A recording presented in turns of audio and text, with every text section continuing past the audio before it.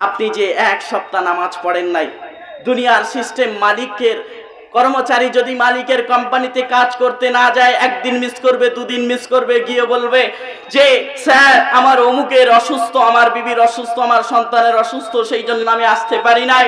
ও sir একটু ছেড়ে দেন, দুদিন ছেড়ে দিবে, 3 দিনের মাথায় যখন আপনি কামাই করবেন সাথে সাথে আপনার বেতন কাটা হবে কি হবে না?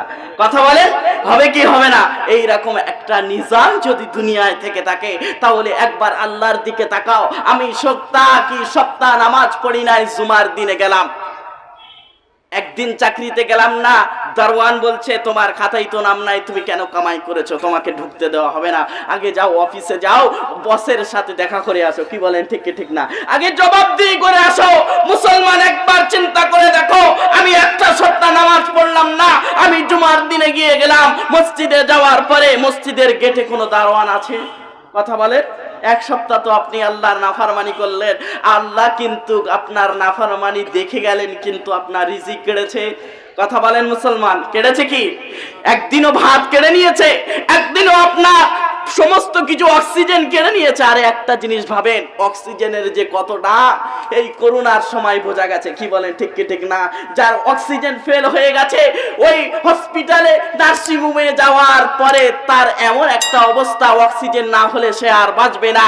এই অবস্থায় যার অক্সিজেন দিতে হয়েছে, সেই পরিবারে একবার চিন্তা করে দেখো, তাদের কাছে জিজ্ঞাসা করে দেখবে এক সিলিন্ডার গ্যাস, ওই অক্সিজেনের সিলিন্ডারের দাম কত ছিল। মুসলমান, আমরা সেকেন্ডে আমরা আল্লাহর ওই সেকেন্ডে আমরা আল্লাহর ওই অক্সিজেন ফ্রিতে ব্যবহার করছি। আমার আল্লাহ তো বলতে পারতো তুমি 1 সপ্তাহ কামাই করেছো, তুমি নামাজ পড়ো নাই, ফজর পড়ো নাই, জোহর পড়ো নাই, আসর পড়ো নাই, মাগরিব পড়ো নাই, ইশা পড়ো নাই, ঠিক আছে, তুমি 1 সপ্তাহ পড়ো নাই, 1 সপ্তাহ পড়ো নাই কেন? একটা জিনিস আল্লাহ কেমন দয়ালু দেখেন, আমি সব জায়গায় বলি এটা। আপনি চিন্তা করলেন, মাথায় আনলেন, আমি সিনেমা হলে যাব অথবা মেলায় যাব যেখানে অশ্লীল গান হয়ে থাকে, আপনি নিয়ত করেছেন। আমাদের সংসারে মেলা আছে না নাই? কথা বলেন।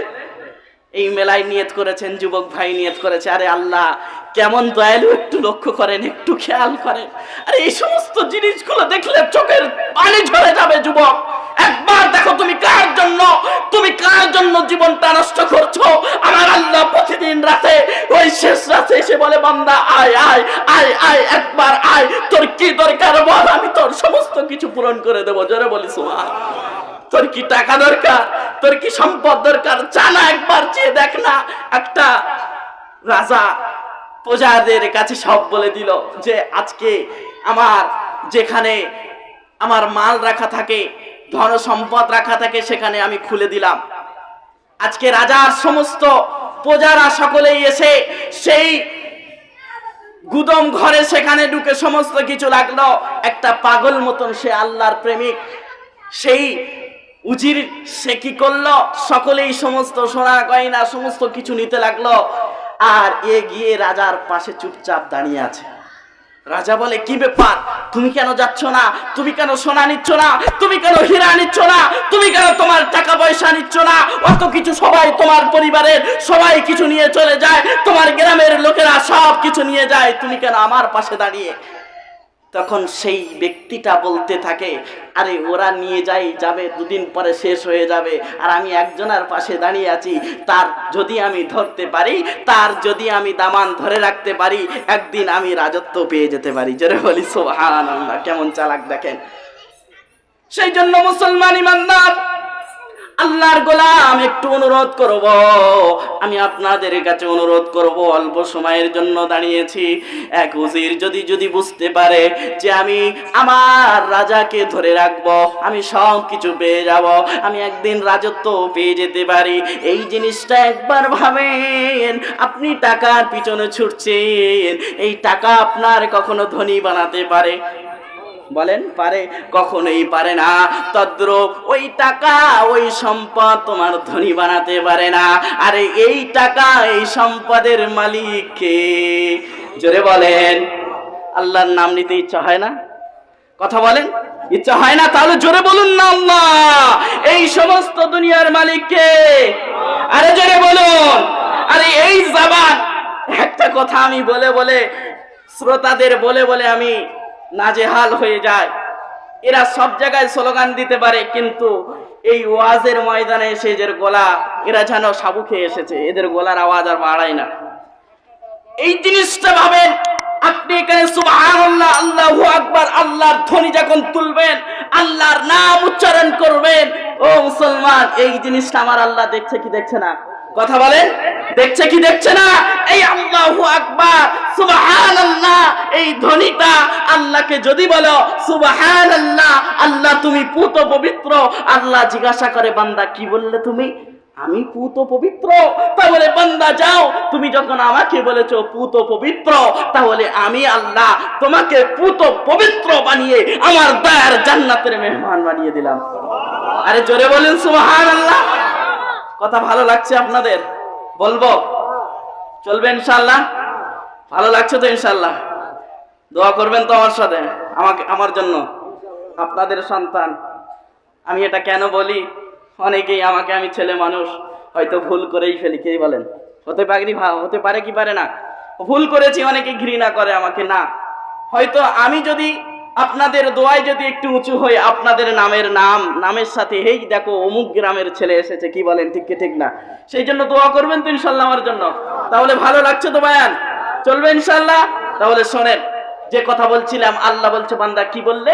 সুবহানাল্লাহ বললে, আমাকে পুত পবিত্র বললে, তাহলে আমি আল্লাহ বলে দিলাম শোনো শোনো, তুমি যখন আমাকে পুত পবিত্র বললে, শোনো শোনো বান্দা, আমি আল্লাহ তোমাকে পুত পবিত্র বানিয়ে তোমার অন্তরটা জান্নাতে যাওয়ার উপযোগী বানিয়ে দেবো। জোরে বলি, আরে জোরে বলি সুবহানাল্লাহ।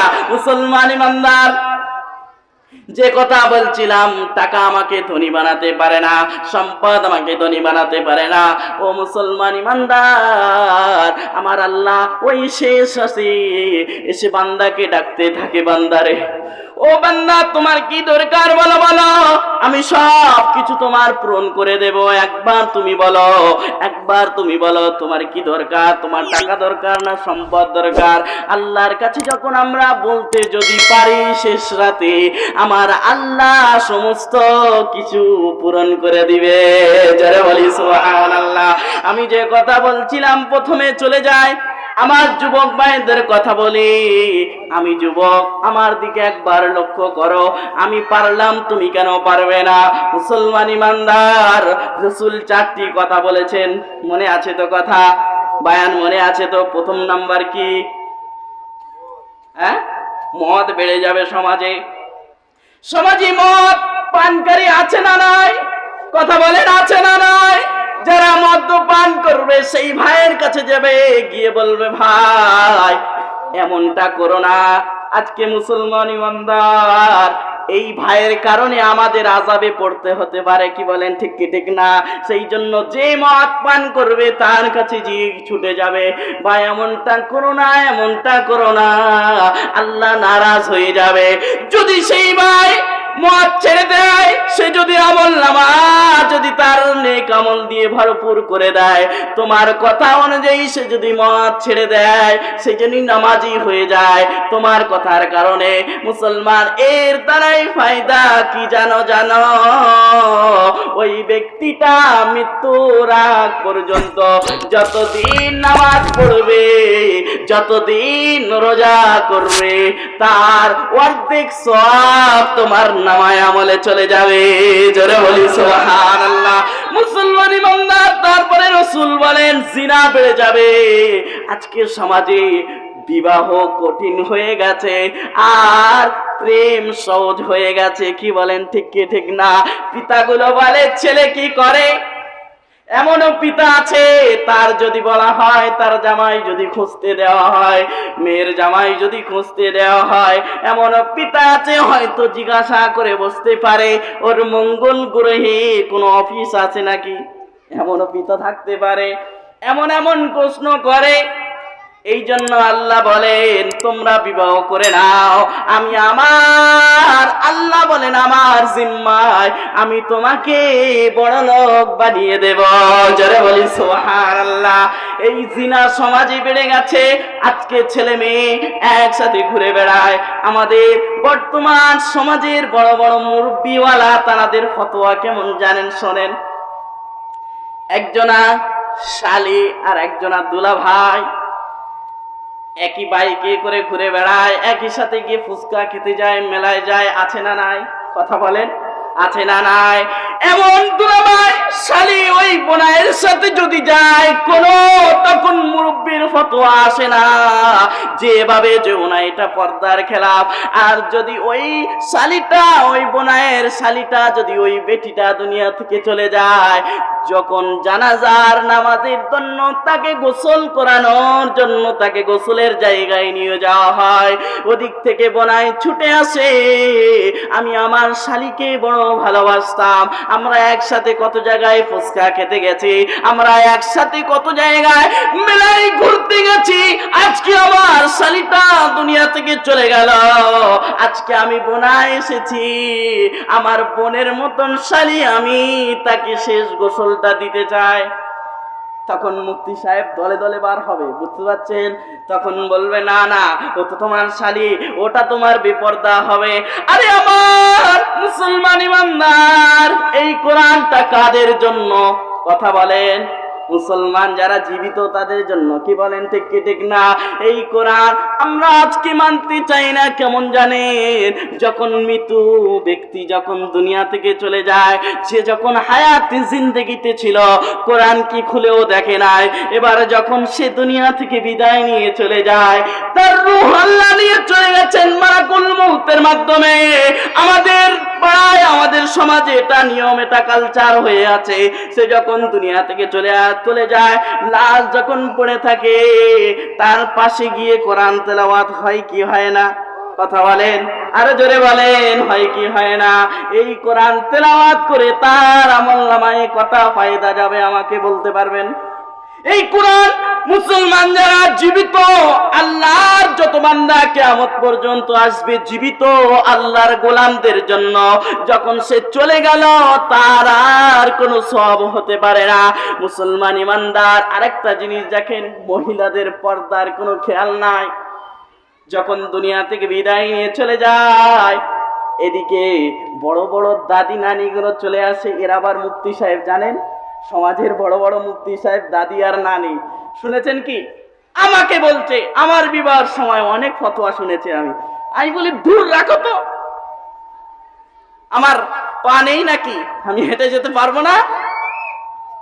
অনেক কথা। আমি এক জায়গায় এই উরুস্কুল, আমাদের হাক্কানি আঞ্জুমানের অনুসারী, তাদের বিবাহ পড়াতে গেছে, আমি এটা সব জায়গায় বলে থাকি।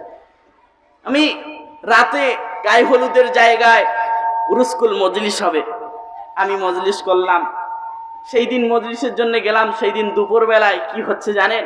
হিন্দুদের মতন একটা টুল নিয়েছে, টুল নেওয়ার পরে ছেলেটা ওখানে বসলো, দাদি নানি চলে এসছে পাড়ার, এসে এদিকে কোলা পাতা আছে, কলসি আছে, বিভিন্ন রকম ডাব আছে, এটা ওটা আছে, মুসলমানের সমাজে হয়। দেখেন কথা, হাওড়া জেলায় মিরগ্রাম আজানগাছির পাশেই মজলিসে গেছিলাম, দেখি দাদি আর নানিগুলো চারজন চারদিকে দাঁড়িয়েছে। বুঝতে পারছেন আমার ভাষা? বুঝতে পারছেন তো? চারজন আর চারদিকে দাঁড়িয়েছে, দাঁড়িয়ে দেখি চারজনাই ইড়িং বিড়িং তিড়িং কি পড়ছে আমি নিজেই বুঝতে পারছি না। আমি বলি মুসলমানদের বিবাহতে এমন হতে পারে? কিভাবে হয় আমি বুঝতে পারি না। এই দাদি নানিগুলো বড় ফতোয়াবাজ, এরা কত কালচার বলে, সব বলার সময় নাই। বিবাহের পরে নাকি বাইরে বার হতে নেই, যারা নতুন বিবাহ করে তাদের রাতে সন্ধ্যের পরে বার হওয়া নাই। কোরআনে কোনো জায়গায় লেখা আছে কি বলেন? কোন জায়গায় লেখা আছে? না, নাই, কখনো নাই। এ সমস্ত নিয়ম ওই দাদি নানির কাছেই পাওয়া যায়, পূর্বপুরুষ তাদের কাছে পাওয়া যায়। কেন? কোন দিনের কোন জ্ঞান না থাকার কারণে। সেই জন্য বলছি বিয়েটাকে সহজ করে দেন। আজকে আমার দেখেন, আমাকে চেনেন তো আপনারা, এই পাড়ার ছেলে আমি, আমার কোনো ইনকাম আছে আপনি বলতে পারবেন? আমার এখনো পড়াশোনা চলছে, আমি এখন ক টাকার মালিক আমি নিজেই জানি না। এই যে মোবাইলটা আমি চালাচ্ছি, আমি কসম, আমি এটা বলার উদ্দেশ্য এই জন্য বলছি, আমি এই মোবাইলটা চালাচ্ছি এটা আমার বাপের টাকায় কেনা, আমার এখন 1 টাকা নাই, 1 টাকাও আমি মালিক নাই, 1 টাকারও মালিক নাই, আমি ভিখারি এখন। আমার বিবাহ হয়ে গেছে, সুবহানাল্লাহ পড়েন। কেন? এটা কিভাবে হলো? আমি এখন 1 টাকার মালিক নয়, এই কোট পরে আছে এটা আমার বাপের টাকায় কেনা, আমি জামা পরে আছি এটা আমার বাপের টাকায় কেনা, আমি লুঙ্গি পরে আছি আরে এটা আমার বাপের টাকায় কেনা, আমি 1 টাকারও মালিক না। আমার বিবাহ কিভাবে হলো? হলোটা কিভাবে? আমার বয়স 21, আমার স্ত্রীর বয়স 17, এইরকম হবে। অনেকেই বলবে সরকারি নিয়ম নাই। আরে সরকারি নিয়ম যদি, তারা যদি আমার সাথে চালাকি করতে পারে, আমি সরকারের সাথে চালাকি করতে পারবো না? আরে কেউ জানবে না, বিবাহ দিয়ে দেন না, সে পড়াশোনা করুক, এও পড়াশোনা করুক, আরে ফোনে কত প্রেম করে করুক না, বিবাহ হালাল পদ্ধতিতে করুক। কি বলেন ঠিক না? কি বলেন ঠিক কি ঠিক না? সে প্রেম করুক, ঠিক আছে, আগে তাকে কবুলটা বলিয়ে নাও, তারপরে যত ফোনে কথা বলুক, যত ফোনে কথা বলবে তত সব। জোরে বলি সুবহানাল্লাহ, আরে জোরে বলি সুবহানাল্লাহ। সেই জন্য মাওলানা সাহেব চলে এসেছে। আমি আমার বয়ানকে আমি এখানেই শেষ করব। আমি যে আয়াতটা পড়েছিলাম সেই আয়াতের সংক্ষিপ্ত কথা বলে আমি শেষ করব ইনশাআল্লাহ। যে কথা বলছিলাম যে সমাজে জিনা বেড়ে যাবে, তারপরে নাচ গান বেড়ে যাবে, অশ্লীল গান, এমন গান আপনাকে এই জগৎ থেকে হারিয়ে ফেলবে আপনি হেডফোন দিয়ে যদি শোনেন। আজকে সমাজে নাচ গান নাই, কথা বলেন। এই যে সেক্সি পাড়ায়, আমি নাম ধরে বলছি, সারা রাত গান চলেছে বিবাহর নামে। কি বলেন ঠিক কি ঠিক না? আমি বলছি অনেকের রাগ হতে পারে, সারা রাত গান চলেছে কেন? মুসলমান পাড়ায় কিভাবে গান চলে আমি বুঝতে পারি না। রাসূলের হাদিস, গান বেড়ে যাবে, নাচ বেড়ে যাবে। আরে বিবাহ করা সুন্নাত, কি বলেন ঠিক কি ঠিক না? নামাজে যেমন ফজরের 2 রাকাত সুন্নাত আছে না নাই? কথা বলেন, 2 রাকাত সুন্নাত। এই সুন্নাত পদ্ধতি যদি কোনো ইহুদির বানানো পদ্ধতিতে যদি পড়া হয় সুন্নাত হবে? বলেন হবে কি? 2 রাকাত সুন্নাত যখন রাসূলের সুন্নাত, রাসূলের পদ্ধতিতে পড়তে হবে, কি বলেন, তখনই সেই সুন্নত নামাজটা আল্লাহর দরবারে কবুলিয়াতের দরজা নিয়ে উঠবে। তদ্রুপ আমার রাসূল বলেন, আন-নিকাহু মিন সুন্নাতিন ফামান রাগিবা আন সুন্নতি ফালাইসা মিন্নি। আমার রাসূল বলেন নিকাহ, এটা বিবাহ হলো, এটা আমার সুন্নাত। কার সুন্নাত? জোরে বলেন, রাসূলের সুন্নাত। আর সেই রাসূলের সুন্নাত পালন করতে যদি হয় তাহলে রাসূলের তরিকা অনুযায়ী হতে হবে। জোরে বলি সুবহানাল্লাহ। তখনই সব